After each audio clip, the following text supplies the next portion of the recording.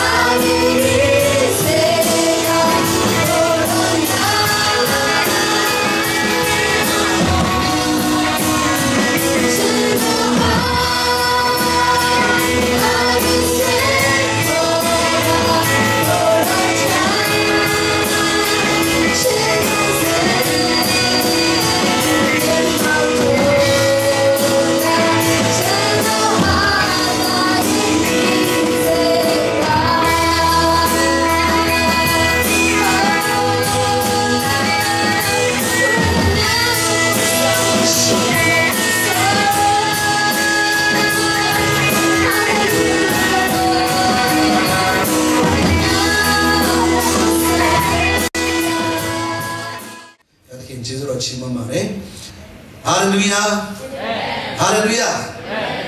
Ini kalau bahagian sini winga, ya Malaysia ni, biar kita kalau pilih kaum sini, kalau Facebook tema lu thar, or tinggal le. Yang cincin si to aisyah mah, ayah kita lalu deh, ada kaum sini.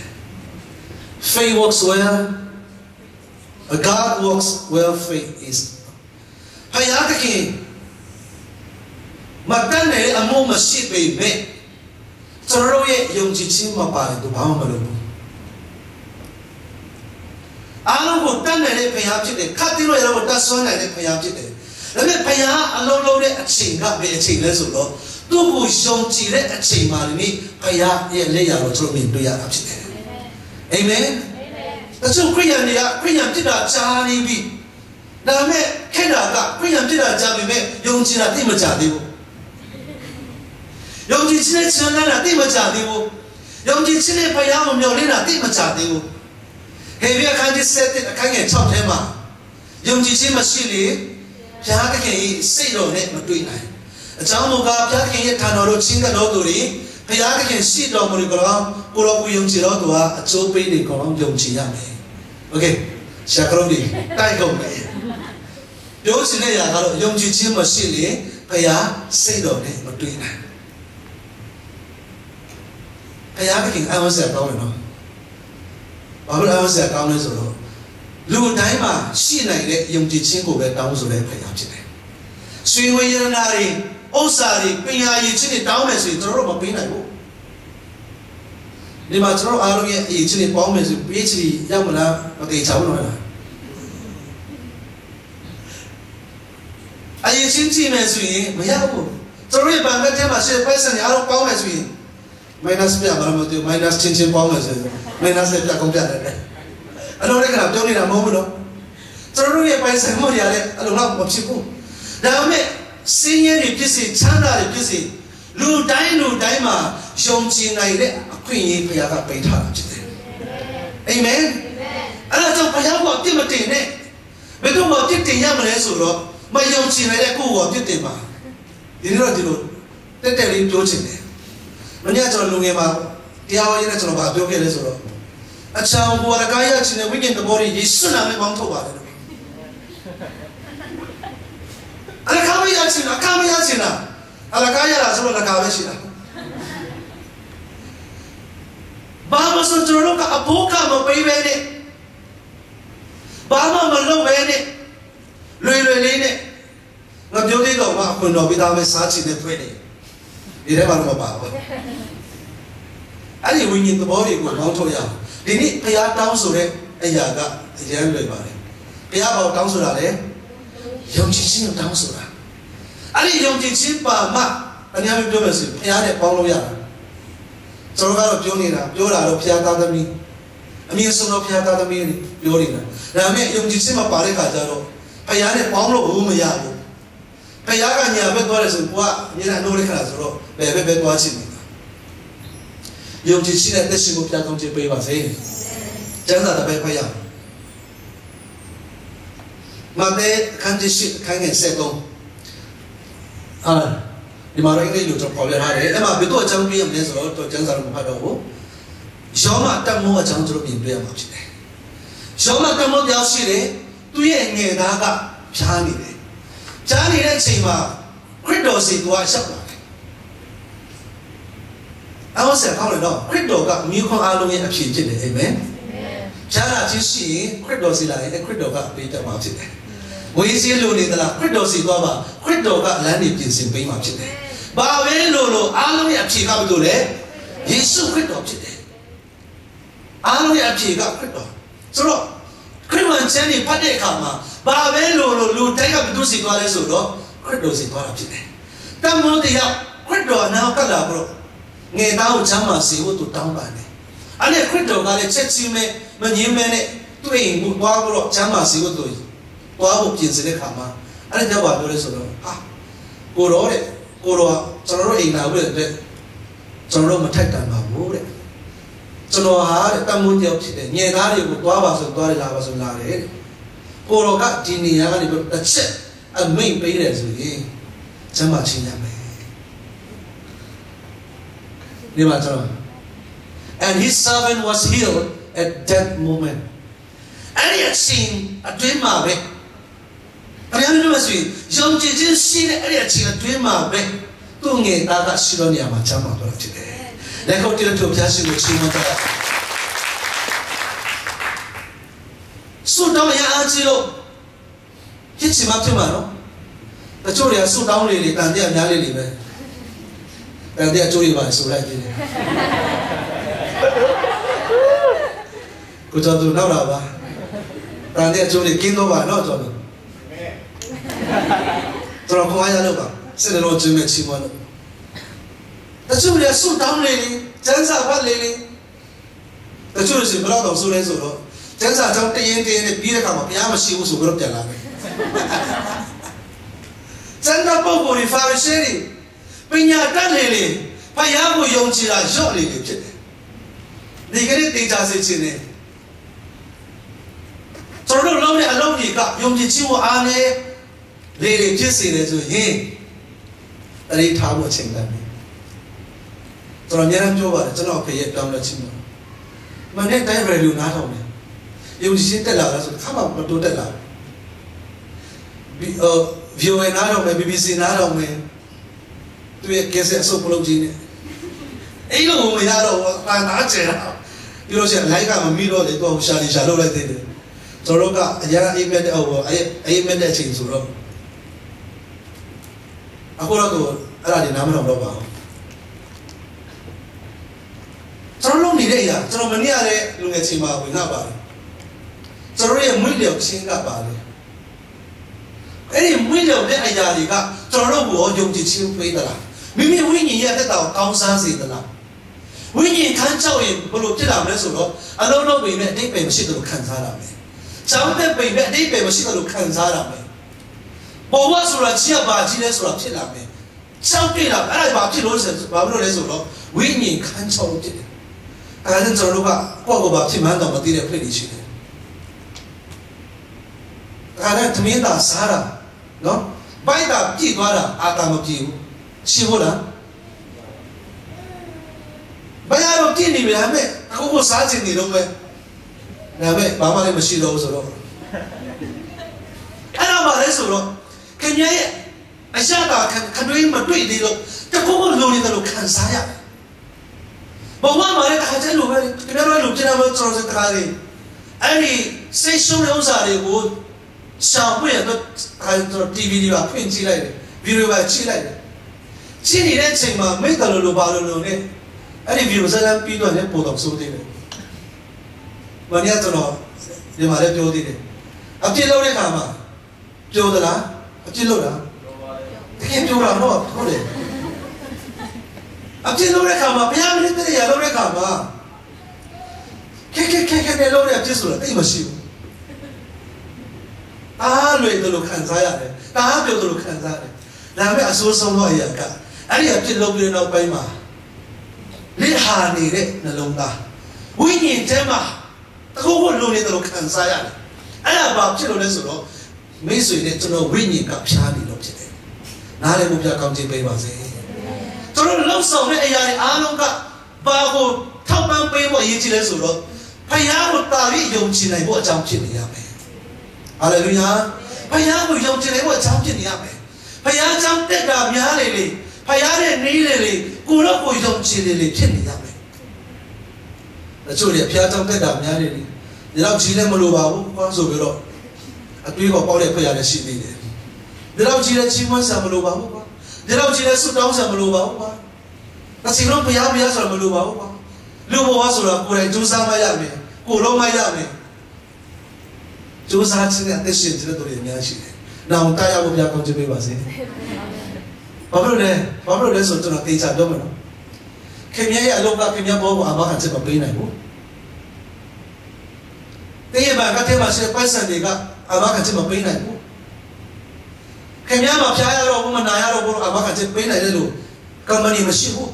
။ဒါပေမဲ့အရှရနာဘာနေမို့ပဲယေရှုတနာဘာမှာတော့အားလုံးအမခံချက်ပေးတယ်။အာမင်။နာစီလာအလုံးချမ်းသာပေးမယ်။အဲ့တော့ခွတ်တော်ကိုယုံကြည်တဲ့အဲ့ဒီခဏတော်တွင်းမှာယုံကြည်နေတဲ့အချိန်မှာ သူ့ငယ်သားကလုံးဝချမ်းသာပါတယ်ကျွန်တော်ခွာရလို့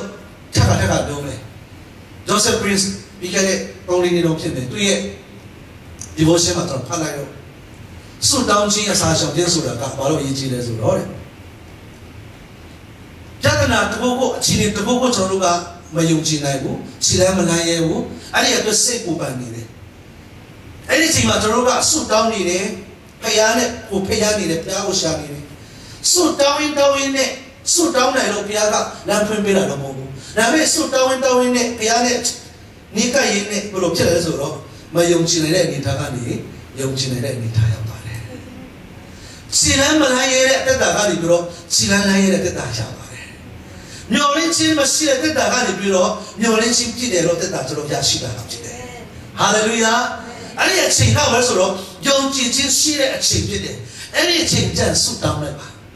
ဒီမှာကျွန်တော်လူဝတ်ချက်ကိုပြောချင်တယ်။ဘာလို့ဆုမတောင်းလဲ။ယုံကြည်ခြင်းရှိတဲ့အခါကျမှဆုတောင်းလိုက်ပါ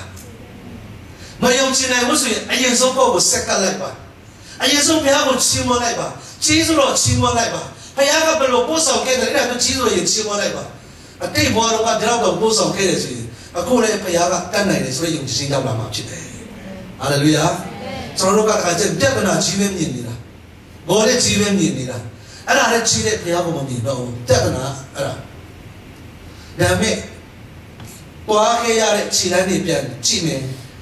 ပြန်လေ့လာမယ်ဆိုရင်အဲ့ဒီနေရာမှာဘုရားရဲ့လက်ရတော်တွေသင်ပြတွေ့မှာဖြစ်တယ်ကျွန်တော်တို့ကဘာဆုံးပြီငါဘောတော့သွားပြီလို့ကျွန်တော်တို့ထင်တဲ့ချိန်တွေများရှိတယ်ဘုရားကလည်းရည်ချင်မှာအမလေးအရင်တစ်ခါတော့လည်းဒီလိုပဲထင်ခဲ့တယ်ငါပဲခင်တယ်ငါတော့မိပြန်ပြီဟုတ်တယ်မဟုတ်လားဒုက္ခရောက်တဲ့ခါကျဘုရားကိုတားတယ်နည်းနည်းအစဉ်ပြေလာတော့ဘုရားကိုနည်းနည်းဘေးပဲထားချင်နေတာဘုရားမပိုင်မရဘူးလို့တကယ်ချင်းတော့ဘုရားမပိုင်မရဘူးဘုရားမပိုင်ဘာနိုင်မရောက်နိုင်ဘူး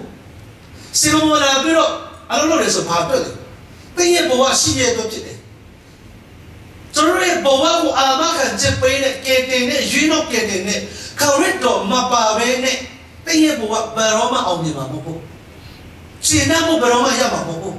အဲ့ဒီယေရှုဖခင်တခင်ကလာလေအောင်မြင်ခြင်းပေးနိုင်တော့ဖခင်ဖြစ်တယ်အာမင်လက်ကိုတည်းဖျားရှင်ကိုချီးမွမ်းကြပါနောက်ပြောက်ကျွန်တော်ကြည့်အောင်မာသဲအခန်းကြီးโอเคအခုနကဖတ်ပြောမာသဲအခန်းကြီး15ခန်းငယ်28မှာမာသဲ15:28ထဲမှာခါရမျိုးသမီးအကြောင်းတွေ့ရတယ်ခရစ်တော်စီမှာသူ့သမီးကျမ်းမာစေဖို့ရတဲ့သူ့သမီးကိုခရစ်တော်စီမှာသူကဆုတောင်းလိုက်တယ်တနာပါလို့ပြောတဲ့ခါမှာခရစ်တော်ကငါဟာတဲ့တောင်းနေတဲ့ဣသရေလလူမျိုးတွေတွေ့လာတာလေခင်ဗျားတို့တွေ့လာတာမဟုတ်ဘူးအဲ့ဒီထပ်ပြောတဲ့ခါမှာတားတွေကိုကျွေးတဲ့စားစားတွေကိုခွေးတွေကိုမကျွေးသင့်ဘူးတဲ့ဒါပေမဲ့အဲ့ဒီတယောက်ကတော့တော်ရုံကြည်အားကြီးဟုတ်ပါလေတဲ့ခွေးတွေဆိုရင်တော့မားတဲ့တခင်ရဲ့စပွဲကနေပြီးတော့ကြာတဲ့စလုံးစပိုးတွေစားပြီးရတယ်မဟုတ်ဘူးလားအဲ့ဒါလိုပြောတဲ့ခါမှာအဲ့ဒီယုံကြည်ခြင်းကခရစ်တော်လုံးသားကိုလုံးဝထိသွားတာဖြစ်တယ်ဟာထိသွားတာဖြစ်တယ်အာမင်ဟာထိသွားတဲ့ຢာကယုံကြည်ခြင်းတော့ခင်ဗျာအရန်ချီးမွမ်းနိုင်လို့အရန်ဆုတောင်းနိုင်လို့အရန်လုံနိုင်လို့အရန်ကြိုးစားတယ်အဲ့ဒီຢာတွေဟာထိမယ်မထင်နဲ့တကယ်ဟာတိဆုံးခရစ်တော်ကိုဟာတိဆုံးကပါလဲဆိုတော့ယုံကြည်ခြင်းဖြစ်တယ်ခွေးစွန်လည်းဟုတ်ပါတယ်ဘုရားနှုတ်ကပတ်တော်ပြောတဲ့အတိုင်းဟုတ်ပါတယ်အာမင်အဲ့ဒီနေရာမှာကျွန်တော်ဒီလိုပြောချင်တယ်ခါနာမျိုးသမီးရဲ့အတွက်တော့ခွေးအစင်းကိုဝင်ခံဖို့ပြောလိုက်တယ်ဒါပေမဲ့ကျွန်တော်တို့တော့အဲ့လိုတော့မဟုတ်ပေမဲ့ဖြားနေတဲ့အချိန်မျိုးမှာဒါချက်တော်ပြင်ကျမ်းပါလေဆိုတဲ့အချိန်မျိုးဖြစ်မှာပေါ့ဘာတော့ဖြားနေတယ်ဒါပေမဲ့ကျမ်းစာပြောတာကဒါချက်တော်ပြင်သင်ချမ်းပါပဲဟာလေလုယာချုံးတဲ့နေတယ်ဒါနဲ့ခရစ်တော်ရဲ့ဆင်းရဲခံတော်မူခြင်းအပြင်တင်းနေချမ်းသာတော်သူဖြစ်တယ်နောက်ကပတ်တော်ပြောရတယ်ကျမ်းစာပြောတာနဲ့နောက်ကပတ်တော်နဲ့ကိုယ့်အသက်တာကတော့တခြားစီဖြစ်တယ်ဒါပေမဲ့အဲ့မှာရေးကြည့်တယ်နောက်ကပတ်တော်အရင်ဝင်ခံဝေးကြတာဖြစ်တယ်ဟုတ်ပါတယ်ကိုတော့ဟုတ်ပါတယ်ကျွန်တော်ကတော့အခုအချိန်မှာဖြားနေပေမဲ့ကိုရောရဲ့တရားချက်အပြင်ကျမ်းပါပြီဆိုတာယုံကြည်ပါတယ်ဟာလေလုယာအရင်ဝင်ခံပြီးတဲ့ခါမှာခရစ်တော်ရဲ့နှလုံးသားတုတ်တိပဲဒီမှာလေAnd her daughter was healed at that moment. အဲ့ဒီအချိန်အလေးတွင်းမှာပဲ အဲ့ဒီခဏချင်းတွင်းမှာအဲ့ဒီအချိန်လေးမှာသူ့သမီးကအနာရောဂါငြိမ်းသွားတာဖြစ်တယ်လက်ကိုပြလက်တို့ဖျားရှိကိုချီးမွမ်းကြတယ်အဲ့ဒီအချိန်မှာဖြစ်တယ်အဲ့ဒီအချိန်မှာဖြစ်တယ်အဲ့ဒါကြောင့်မို့လို့အရေးကြီးဆုံးသောအရာကပါလဲဆိုတော့ယုံကြည်ခြင်းအမြဲတမ်းရှိဖို့အရေးကြီးတာဖြစ်တယ်ယုံကြည်ခြင်းကိုဘုရားကျောင်းမှာမထားခဲ့ပါနဲ့ဟာလေလုယာတချို့သောသူတွေကတေးဥဆရာယုံကြည်ခြင်းနဲ့သက်ရှင်ခြင်းနဲ့ကိုရရှိသေးတယ်တကယ်ချင်းယုံကြည်ခြင်းကိုမြည်ကိုတဲ့အဖွေရရှိသေးတယ်ဆိုတော့ပြီးခဲ့တဲ့အခါလေးတော့ဥပမာတွေနဲ့ပြောခဲ့တယ်ငယ်ငယ်တော့ကဆရာမတွေကစာရီကိုလွတ်ချက်ခိုင်းတယ်မဟုတ်လားလွတ်ချက်ခိုင်းတယ်ကျွန်တော်တို့ကတယောက်ချင်းဆိုတော့မရဘူးကျွန်တော်တို့စငယ်တော့ဆရာမဘယ်လိုလဲဆိုတော့အရင်ဆုံးအလွတ်ဆိုနိုင်တဲ့သူကအင်္ဂလိပ်ပြန်မယ်တို့ဖွေးရတော့နောက်ကြမှာပြန်တဲ့ချိန်များတာပေါ့ဒါပေမဲ့တခါကျရင်ကဲအတန်းလိုက်ဆိုမယ်အတန်းလိုက်ပြန်သူရွက်မယ်လို့ပြောတာဒါပြောသွားတာဘာလို့ဆိုတော့ကိုကမရပြီမယ်ရတဲ့တကယ်ချင်းနဲ့ပေါင်းလို့ဆိုတော့ဝါပြီးတော့ဆိုလိုက်ရတယ်ဒါပေမဲ့ဘယ်ချိန်မှာဒုက္ခရောက်လဲဆိုဆိုင်ဝဲကြရင်တော့ဝါပြီးတော့ဖြေလို့မရတော့ဘူးဒုက္ခရောက်တာသူတို့ယုံကြည်ခြင်းကိုမှတကယ်ရှိတာမဟုတ်လို့တော့များများကယုံကြည်ခြင်းမရှိတဲ့အခါမှာပွေးတွေကိုလိုက်ရှာနေတာခုစိတ်တွေကိုလိုက်ရှာနေတာအဲ့ဒီခုစိတ်ဘာလို့ရှာတော့တယ်အဲ့ဒီဆရာကပဲတော့ပြောချင်တယ်ဘုရားပိတ်တယ်လို့ပြောတယ်မတော်နဲ့လို့မပြောပါဘူးဒါပေမဲ့အချိန်မှမြောက်များစွာတကယ်စမ်းစစ်ရမယ့်အရာကကိုယ့်ရဲ့ယုံကြည်ခြင်းဖြစ်တယ်ဘယ်နေရလိုက်တော့မှဘယ်သူပဲလာတာကျွန်တော်တို့ကမယုံကြည်နိုင်ဘူးဆိုရင်နမိတ်လက္ခဏာမြင်မှာမဟုတ်ဘူးလူနာတွေအများကြီးရှိပြီမဲ့ကျမ်းစာထဲမှာယုံကြည်ခြင်းရှိတော့သူဖျားကတုတ်ထည့်တယ်ဆိုမြင်ပြတာဖြစ်တယ်။တင်းရဲ့ယုံကြည်ခြင်းကတည့်နာကိုပျောက်ကင်းစေတယ်။တင်းရဲ့တင်းယုံကြည်တဲ့အတိုင်းတင်နိုင်ဖြစ်စေကျမ်းစာထဲမှာခဏခဏမြင်တွေ့တာဖြစ်တယ်။အဲကြောင့်ဒီနေ့ကျွန်တော်တို့ရဲ့အသက်တာထဲမှာကျွန်တော်တို့လုပ်ရမယ့်အရာကဘာလဲဆိုတော့အမြဲတမ်းသူဖျားသခင်ကိုယုံကြည်ဖို့ရတဲ့နေ့ဝန်ခံဖို့ဖြစ်ပါတယ်။ဟာလေလုယာ။ဟာလေလုယာ။ဘေးနာလို့ကိုပြောချင်ပါဦး။တင်းရဲ့ယုံကြည်ခြင်းတော့ဘုရားသခင်မျိုးရှိတာတင်းရဲ့ယုံကြည်ခြင်းဖြစ်တယ်လို့ဘေးနာလို့ကိုပြောလိုက်ပါ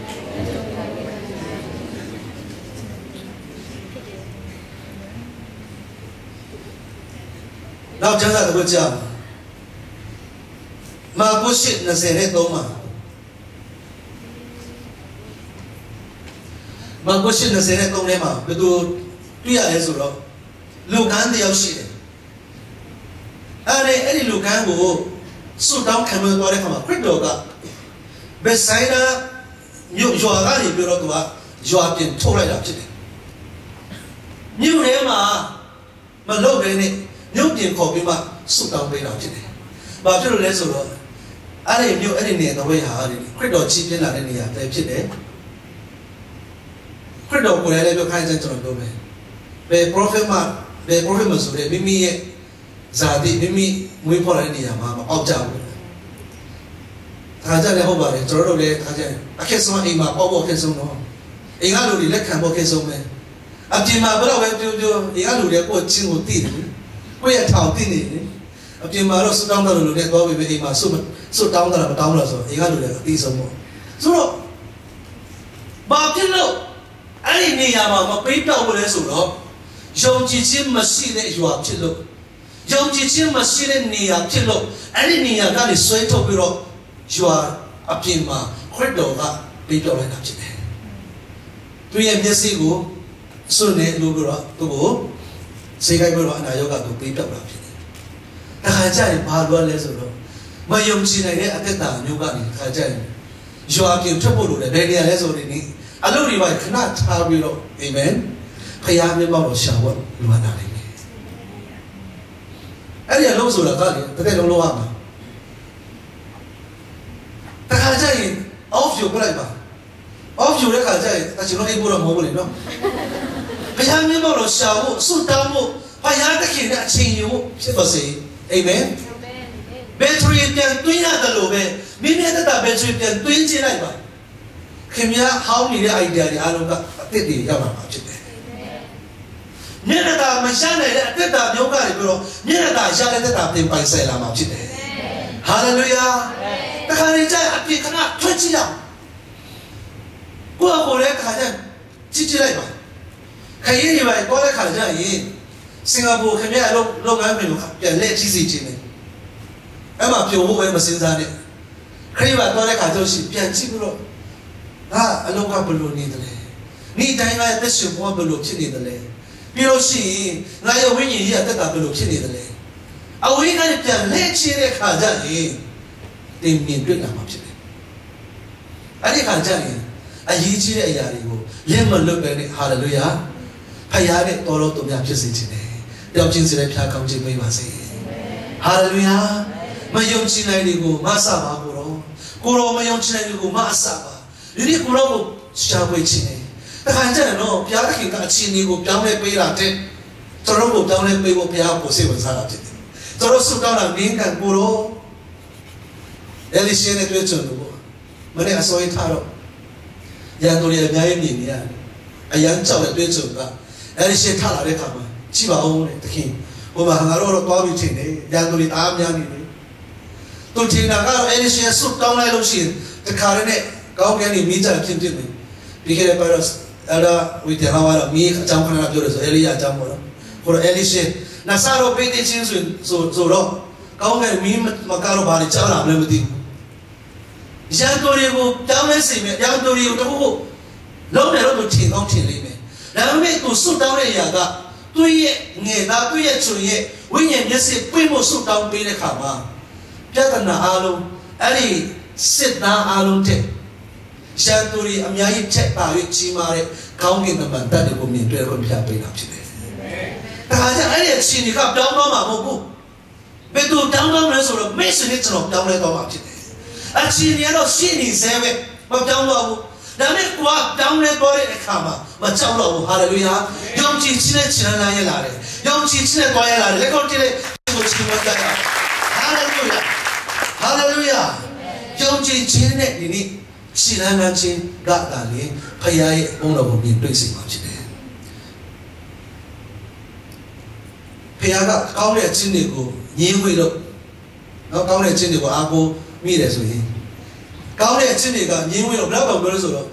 လူသားတွေရဲ့အကောင်းဆုံးတော့ခြင်းသားတဲ့လက်နည်းဆုံးလိုပဲလက်တူတယ်။ကျွန်တော်ရဲ့အကောင်းဆုံးကျွန်တော်ရဲ့အလုံးနိုင်ဆုံးကဖခင်အတွက်အမိုက်လောက်ပဲဖြစ်တယ်။မဲ့ဖခင်တောင်းဆိုတဲ့အရာကအဲ့ဒီကောင်းတဲ့အရာခဏထားပါဦးငါ့ကိုယုံကြည်အောင်လုပ်ပါဦးဟာလေလုယာထုံရမယ့်ရပါဆိုတော့ကိုရောကိုယုံကြည်ဖို့ဖြစ်တယ်ကိုရောကိုယုံကြည်ဖို့ဖြစ်တယ်ယုံကြည်ခြင်းစကားပဲပြောစေခြင်းနဲ့ဟာလေလုယာယုံကြည်ခြင်းစကားပြောရအောင်ယုံကြည်ခြင်းနဲ့အသက်ရှင်ရအောင်ဖြောင်းမတော်သူတွေယုံကြည်ခြင်းနဲ့အသက်ရှင်ရမယ်ယောမအသက်ဆက်ကိုတည်းမှာလည်းမြင်တွေ့ရတယ်ဖြောင်းမတော်သူကယုံကြည်ခြင်းနဲ့အသက်ရှင်ရမယ်သူတို့သက်ရှင်ရမယ့်နေလံပြားကပေးထားတယ်အဲ့ဒီရကဆိုယုံကြည်ခြင်းဖြစ်တယ်ယုံကြည်နေတဲ့ခဏလေးအတွင်းမှာလူမျိုးတဲ့ခဏခံစားရဆိုရင်မိတ်ဆွေနဲ့ကျွန်တော်ယုံကြည်တဲ့ထိုခဏအတွင်းမှာဘုရားနာမည်လက်ခံနေမြင်တွေ့ရမှာဖြစ်တယ်ဟာလေလုယာဘာဖြစ်လို့ကျွန်တော်မယုံကြည်တာလဲအချင်းဒီပဲစဉ်းစားတော့ဘယ်လိုယုံကြည်ခြင်းလာမှာအဲ့ဒီပြဿနာအကြောင်းပဲစဉ်းစားနေတာဟုတ်ကျွန်တော်ကိုစိတ်နာစေတဲ့လူကြီးကိုပဲမြင်နေတာဟုတ်ဆူတောင်းလို့ရှိရင်ကောင်းတမန်နေမြင်တာမဟုတ်ပဲနဲ့ဘုရားခင်ကိုမြင်တာမဟုတ်ပဲနဲ့အဲ့ဒီလူကြီးပဲမြင်နေရတယ်ချိန်လုံးစိတ်နာနေတာငါတို့ရဲ့ခွင့်ရအားလုံးကိုဂျားရဲကနေမှာတော့အဲ့ဒီတယောက်ကြောင့်အဲ့တော့ကိုတိရတို့မတက်တယ်ဖြစ်ကောင်းအများကြီးပေါ့ပြဿနာကိုပဲချိန်လုံးစဉ်းစားနေဖို့မဟုတ်ဘူးဒီနေ့အဲ့ဒီပြဿနာအားလုံးရဲ့အဖြစ်ဖြစ်တဲ့ခရစ်တော်နဲ့များများပဲဒါတော့ဖိတ်ဖို့ဖြစ်တယ်အာမင်ခုနကကျွန်တော်ချင်းဆိုတယ်Your presence is heaven to me. Your presence is heaven to me. ကိုရောရဲ့မျက်မှောက်တော်ကကောင်းကင်လောက်ကြီးမားတာဖြစ်တယ်။ခါကြတယ်နော်။ဘာမှရှိတာမဟုတ်ပေမဲ့ဖခင်မျက်မှောက်တော်ခံစားတဲ့အခါအားပြောတာဖြစ်တယ်။အားပြောတာဖြစ်တယ်။ဘဝအတိတ်ပဲရှိတယ်လို့ခံစားရတယ်။ကောင်းချီးမင်္ဂလာဘောလေအများကြီးတခါတည်းမှာရောက်ချင်မှရောက်မယ်။အဲ့ဒါမမြင်ရသေးပေမဲ့ယုံကြည်ခြင်းရှိတဲ့အခါမှာမျှော်လင့်ခြင်းပြည့်ရှိတာဖြစ်တယ်။အာမင်။နောက်ဆုံးချက်ပဲကိုကြည့်အောင်။မဿဲ73:78ထဲမှာခရစ်တော်ကိုယ်တိုင်က ဒီမှာရေးထားတဲ့ရာဘာပြောဆိုတော့ and he did not do many miracles there because of their lack of faith ခရစ်တော်မွေးပေါ်တဲ့ခရစ်တော်ကြီးပြတဲ့နေရာနာဇရက်မြို့မှာထိုနေရာမှာခရစ်တော်ကိုယ်၌ကအမေရိကန်ကအများကြီးမလုပ်ခဲ့ဘူးတဲ့ဘာဖြစ်လို့လဲဆိုတော့သူတို့တွေကမယုံကြည်လို့ဖြစ်တယ်ယုံကြည်ခြင်းမရှိလို့ဖြစ်တယ်တချို့တော့ကျွန်တော်တို့မိသားစုတွေကျွန်တော်တို့ရဲ့တက်တာတွေပြန်ကြည့်ပါဦးယုံကြည်သူဖြစ်တာကြားတာဖြစ်ကောင်းဖြစ်နိုင်တယ်ခရစ်ယာန်ဖြစ်လာတာဂျပန်ဟိကရဲဖြစ်ကောင်းဖြစ်မယ်ပြန်ကြည့်ရအောင်ကျွန်တော်မိသားစုကိုယုံကြည်တဲ့မိသားစုဖြစ်သလားဟာလေလုယာဟာလေလုယာခါကျတဲ့တချို့တွေလေအနုရခဏနဲ့ပြောဖို့အစဉ်သရှိတဲ့ဖွေရရှိတယ်တရားတော်ကယုံကြည်ခြင်းစကားပြောရင်တရားတော်ကအဲ့ဒီလိုမဖြစ်ခဲ့ဘူးလို့များလို့မလဲယုံကြည်ခြင်းဆိုတဲ့အရာကအမြဲတမ်းစွန့်စားခြင်းပါမရမှာဖြစ်တယ်စွန့်စားခြင်းပါမရမှာဖြစ်တယ်ကျွန်တော်မြန်မာလူမျိုးတွေမြန်မာနိုင်ငံသားတွေဘာဖြစ်လို့မောင်မြင်သေးတာလဲဆိုတော့မောင်မြင်ဘုရားမပြောချင်ဘူးဘာဖြစ်လို့မောင်မြင်သေးတာလဲဆိုတော့မစွန့်စားခြင်းကြတော့ဖြစ်တယ်မစွန့်စားရဲလို့ဖြစ်တယ်ဒီရလုံနိုင်တဲ့အတိုင်းအတာတစ်ခုနဲ့ဘုရားကိုယုံကြည်ခြင်းနဲ့တဘောတည်စွန့်စားလိုက်မယ်ဆိုကျွန်တော်ယုံကြည်တယ်ဒီရဲ့အခြေအနေကဒီနေ့ပြီးဒီနေ့ထိုးချတော့မှာဖြစ်တယ်မစွန့်စားရဲပဲနဲ့စွန့်ကျေးဇူးရပြီမဲ့ကြောက်ပြီးတော့အဲ့ဒီစွန့်ကျေးဇူးကိုမြည်ထဲမှာဖွင့်ထားတော့သူကတော့ဘယ်တော့မှအတိုးတွေရမှာမဟုတ်ဘူးဘယ်တော့မှဘိုးလေအဲ့ဒီကောင်းခြင်းမျိုးခံစားမှာမဟုတ်ဘူးတချို့တော့သူတွေကအထင်တည့်ရဲ့အဲမှာဘုရားကအစွမ်းစားတွေပေးထားတယ်ကျွန်တော်ရှင်ကျေးဇူးတော်ကြောင့်ဘုရားကဟိုတပတ်အနည်းဆုံးတပုတ်နေပါတခြင်းတွေပေးတယ်တခြင်းတွေစီးစင်းနေတယ်ရေးပြီးသားနဲ့မရေးသေးတဲ့တခြင်းတွေပုံများသေးတယ်ကျွန်တော်တကယ်ညာမောတကယ်ချင်းတွေကဖုန်းဆက်ပြီးစီဘုရားတခြင်းတစ်တွေရပြန်ပြီလားရပြန်ပြီလားကျေးဇူးတော်ကြောင့်တော့အခုလူတွေလက်ခံလာတယ်အတင်းတော်လက်ခံလာတယ်ဒါပေမဲ့တခြင်းဆက်ဆက်ရေးတော့ဘယ်သူမှလက်မခံဘူးကိုမိသားစုတော့လက်မခံဘူးနားကြီးတယ်အဲ့လိုမရဘူးခင်ဗျားကြီးတာတင်းလက်ခတ်လက်တာရတယ်ကွာတာယာတာမောဝဲဆူညံတာဖြစ်နေတယ်ကိုယ်ကလည်းမွတ်ညူချင်တယ်ဆိုတော့အားလုံးရဲ့ချိန်ချမ်းမှကြီးတာတီးချင်လိုက်သူလည်းအားလုံးလေးတီးချင်တာဘာလို့ဒီမှာအားလုံးလို့ရတော့ပြီကျွန်တော်ဒီချင်းတွေပါကြီးတာပထမဆုံးကျွန်တော်ရေးတဲ့ချင်းကောင်းစီတော့အများဘာလို့ဟောင်းနေတာပဲစုံနေတာဒါပေမဲ့မိသားစုတွေကတော့လက်မခံနိုင်ဘူးတကယ်ချင်းတွေဝေးတော့ဝေးသေးတယ်ကိုယ်နေနဲ့အရန်ကောင်းတယ်လို့ပြောတော့တကယ်ချင်းတွေတော့ကောင်းချင်မှကောင်းမှာဒါပေမဲ့ဘာမှမဆိုစွန့်စားရတယ်အိမ်နဲ့ယုံကြည်ရတယ်တချို့တော့သူတွေအခုလောလောဆယ်တင်လုံနေတဲ့အလုံးနဲ့တင်ဖြစ်ချင်တာတရားစီဖြစ်မယ်ဘုရားပေးတဲ့အဲ့ဒီဆန္ဒကိုလက်မလွတ်စေချင်ဘူးဆက်ပြီးတော့ယူပါ用ထားလိုက်ပါဆက်ပြီးတော့အိမ်မက်ဆမ်းပါဟာလေလုယာဆက်ပြီးတော့ဆွတောင်းကြည့်လိုက်ဆမ်းပါအခုကြည့်ဒီနေရာမှာဘုရားကနေရာခန်းနဲ့ဘုရားပြင်ဆင်ပေးတယ်ကျွန်တော်ယုံကြည်တယ်မကြာခင်မှာဒီထိုင်ကုန်ကြီးအဖြစ်ဘုရားသခင်ကပို့ဆောင်ပြီးတော့သူပဲယုံကြည်တာဖြစ်တယ်ကျွန်တော်ရဲ့ယူပါ用ကအားရပါရဘုရားကိုချီးမွမ်းခြင်းတယ်အကောင်းဆုံး music တို့ရပစ္စည်းနဲ့ဘုရားကိုချီးမွမ်းခြင်းတယ်မနေ့ကဒီမှာချိုလေးနဲ့တွေ့တော့ဟာဆရာဘုရားကျေးဇူးတော်ပဲနော်ပေါင်းမောမှာသူရာခါစားတော့အခန်းနှခမ်းပဲပြီးအခန်း၃ခန်းအထိဖွင့်လာတယ်ကျွန်တော် music ပစ္စည်းတွေဆိုလည်းမရှိဘူးအရင်တော့ keyboard လေးနဲ့ဟောလိုကြီးတာကျွန်တော်တီးကြတယ် lead guitar အစဝေကစားတီးမဲ့လို့မရှိဘူးနိုင်တော့တီးတာနိုင်တော့ဟောလိုပါ lead guitar တီးတာနော်ကားနေတာတော့မရရတယ် guitar တီးတာလားဘို့လေကလေးတဲ့ကိုပဲပိတ်နေတယ် guitar တီးလိုက်ဆိုတူတူပဲတီးတယ်လည်းဖေးအရမ်းမကျွမ်းသေးပေမဲ့ယုံကြည်ခြင်းနဲ့တီးပြီးတော့ဆက်ကပ်တဲ့အခါမှာသူ့နေရာဖြစ်တဲ့ခိဘုတ်သမားရောက်သွားတာဖြစ်တယ်။ဒါမှတိတမှုမှာမလုံးတတ်ဘူးဆိုပြီးတော့ကိုယ့်အပေါ်မှာယုံကြည်ရဲပဲနဲ့ဖျားပေးထားတဲ့ဆွမ်းသားတဘိုးတွေထဲမှာမြုပ်နှံထားတယ်ဆိုရင်ဘယ်တော့မှရှိထွက်လာမှာမဟုတ်ဘူး။ဒါမဲ့အခုဖျားကျေးဇူးတော်ကြောင့်ဒီနေ့တကယ်အသင်းတော်တွေအတွက်ဖျားနိုင်ငံတော်အတွက်တကယ်အားကိုးရတဲ့ကျွန်တော်လူငယ်တွေဖြစ်လာတယ်။ဖျားခင်ကောင်းချီးပေးလာတယ်။အာမင်။ ကိုကယုံကြည်စေချင်တယ်ဘာဖြစ်လို့ဆိုတော့မယုံကြည်တော့နေရာမှာဘုရားသခင်ဝိညာဉ်တော်အလုံးမလုပ်နိုင်ဘူးအာမင်ဝိညာဉ်တော်အားလုံးချင်တာဆိုတာကကျွန်တော်တို့ကမယုံကြည်ဘူးဘုရားသခင်ကဝိညာဉ်တော်ကကိုယ်ညီဖို့အစဉ်သင်တယ်ခြေလန်းလန်းကြည့်လိုက်စမ်းပါနည်းနည်းလေးခြေလန်းကြည့်လိုက်စမ်းပါနော်နောက်တော့ကျွန်တော်တကူတော့အကြံပေးချင်တယ်မလို့ရဲဖို့ဆိုရင်ဒီလိုဆုတောင်းမှကျွန်တော်ဆုတောင်းမလို့ကိုတော့ကျွန်တော်ကိုပြန်ပြီးဆွဲလိုက်ပါကိုတော့ကျွန်တော်ကိုရည်နဲ့တွန်းချလိုက်ပါတော့အာမင်ဟုတ်တယ်မလားကျွန်တော်ကြားဖို့လေတတိကြီးတယောက်ကသမီးသူ့မှာသမီးလေးကြီးတယ်အဲ့ဒီသမီးကိုသူကကြောင်ညာလိုက်တယ်ကျွန်တော်ကျွာမှာရှိတဲ့တတိယရှိဆုံးယောက်ျားလေးနဲ့ပေးစားမယ်လို့ပြောတဲ့ခါမှာအဲ့ဒီမှာရှိတဲ့လူပြိုတွေရောမပြိုတွေရောအကုန်လုံးထွက်လာတယ်တော့သမီးချောတာဟောအကုန်လုံးထွက်လာတယ်အဲ့ဒါနဲ့လုံးရမယ့်အရာကတော့တိတော့မခက်ပါဘူးလေဒီမှာတော့အရှိခံတခုတက်ထားတယ်ဒီရေကန်ဒီဘက်ကလည်းဘက်ကိုကိုယ်ပဲဖြစ်တယ်ဒါပေမဲ့တတိတော့ပေးမရစေတယ်ဒီရေကန်ထဲမှာအသားစားတဲ့မမန်းတွေအများကြီးထည့်ထားတယ်ဟာအဲ့ဒီမှာတကယ်ကိုတက်ကြောတဲ့ဖွင့်တချို့တွေလက်သွားတယ်အိမ်ကမိမနဲ့ကျန်တာလည်းကောင်းပါလေဒီမှာနေမဲ့အစားပါအခုရေးစားနေကြတာလည်းကောင်းတာချင်းချင်းပေါ့တော်တော်များများပြန်လက်သွားတယ်အားလုံးကသမီးတတိသမီးကိုလိုချင်ပြီပဲရေကိုရတဲ့လူတော့တောင်းမှမရှိဘူးအားလုံးကဒီလိုမျိုးကြောက်မစင်းစားနေချင်ပါတယောက်ကရေနဲ့ပုံတော့မှခုန်ချခါရဲနေငမနဲ့တိုင်ရှိကိုလာတယ်ကျွန်တော်ရေကိုတော့ဖြစ်မှာပေါ့အဲ့ကျွန်တော်ရေကိုတော့စပောက်စီးရေကိုတော့ဖြစ်မှာတယောက်တည်းရှိကိုလာဝဲနေကြည့်အားလုံးလူအများကြီးကိုတော့ခံစားကျွန်တော်တို့ရေကိုလာတော့မပြောတော့ပါဘူးကိုကမချက်ချင်တော့ပါဘူးအဲ့ဒါနဲ့အဲ့ဒီတော့ရေကိုရင်းနဲ့အိုးဘုမငမနဲ့လည်းကြိုက်တာပေါ့တွေးနေပါလေပြေကိုဖက်ထိရောက်သွားတယ်လူတွေအားလုံးကဒါချီလို့ကလိုက်စမ်းချင်းလို့တော့ကလိုက်စမ်းအဲ့ဒါချင်းစကားနော်ကျွန်တော်တကယ်ချင်းတရားပြောတယ်တော့မေးတယ်ချင်းစကားပြောတတ်တယ်ပါတယ်ကလိုက်စမ်း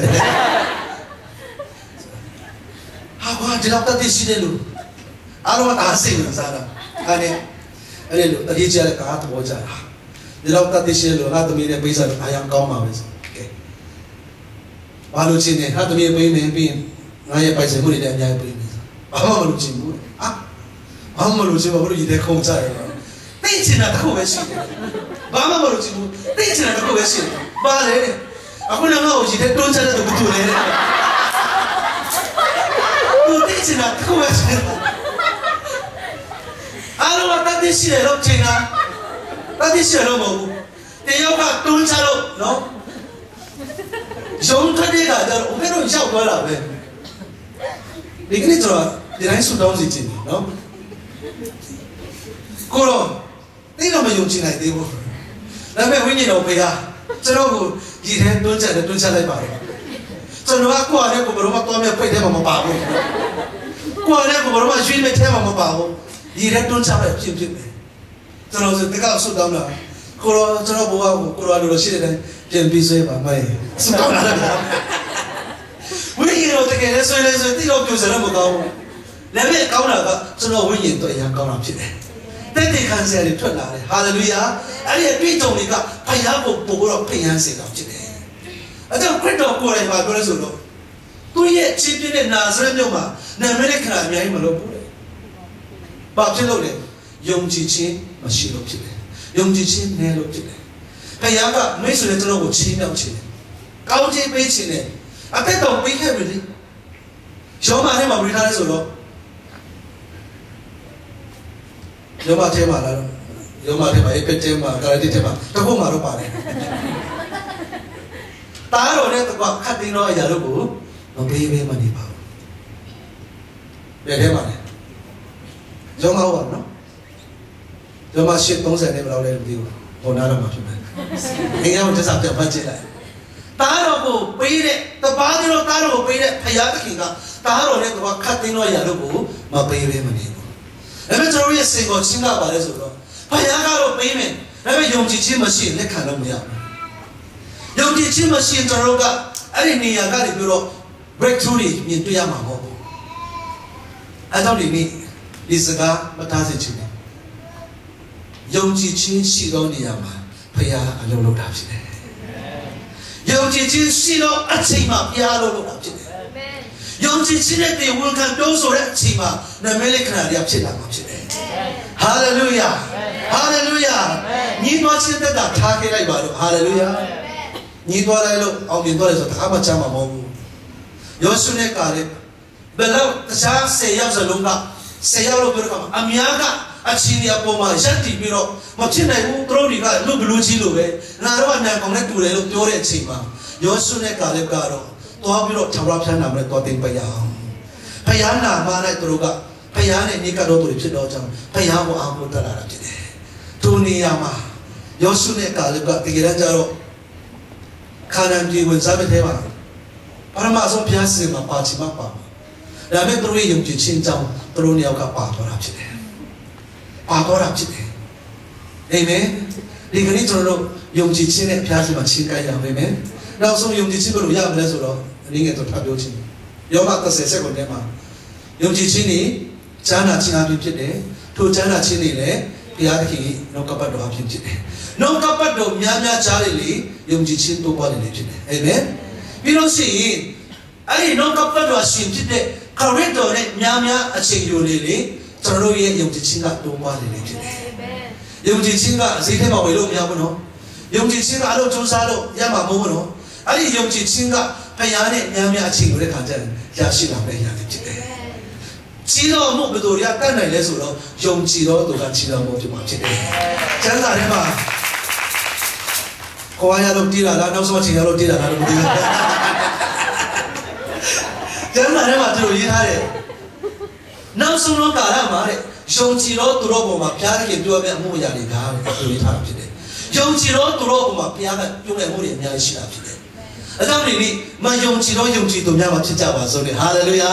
ကိုယ့်ကိုယုံကြည်သူတို့ခေါ်တယ်ဆိုရင်ဒီယုံကြည်သူစစ်မှန်ဖြစ်ရအောင်အချင်းတွေကိုဝေမခံပါနဲ့ဟာလေလုယာကျွန်တော်တို့ယုံကြည်ခြင်းနဲ့ဒီအချင်းတွေကိုပြောင်းလဲဖို့အတွက်ယုံကြည်ခြင်းစကားပြောရအောင်အဲ့ဒီတောင်းတွေအကြောင်းကိုမပြောဘဲနဲ့တောင်းတွေကိုအမိတ်ပေးရအောင်ဟာလေလုယာတဲ့ကောင်ငါရှင်းနေထွက်သွားဟာလေလုယာလူတွေကိုမောင်းထုတ်ခိုင်းတာမဟုတ်တော့အဲ့ဒီပြဿနာတွေကိုပြောနေတာဒါခါနဲ့ခင်ဗျားမုန်းနေတယ်ခင်ဗျားမချစ်တဲ့လူတွေစီတော့ပြီးတော့ယေရှုနာမလေးဆိုတဲ့လူတွေတော့ဘာမှပြောလိုက်နဲ့ခင်ဗျားရဲ့တက်တာထဲမှာအုံနောက်ထဲမှာအတွေ့အခေါ်ထဲမှာခင်ဗျားကိုဒုက္ခပေးနေတဲ့ခင်ဗျားကိုနှောက်ယှက်နေတဲ့အဲ့ဒီပြဿနာတို့ကိုမောင်းထုတ်လိုက်စမ်းပါဘာလို့ဆိုတော့ခရစ်တော်ရောက်လာတဲ့အားလုံးစင်ပြီးတော့မှဖြစ်တယ်ဟာလေလုယာဘာလို့ယုံကြည်ခြင်းကလည်းခရစ်တော်ဆင်းနေကျွန်တော်ရတာဖြစ်တယ်ယုံကြည်နေဖို့တယောက်ချင်းစတဲ့ဖြာကောင်းခြင်းပေးပါစေအားလုံးမတက်ကြရအောင်ကျွန်တော်တို့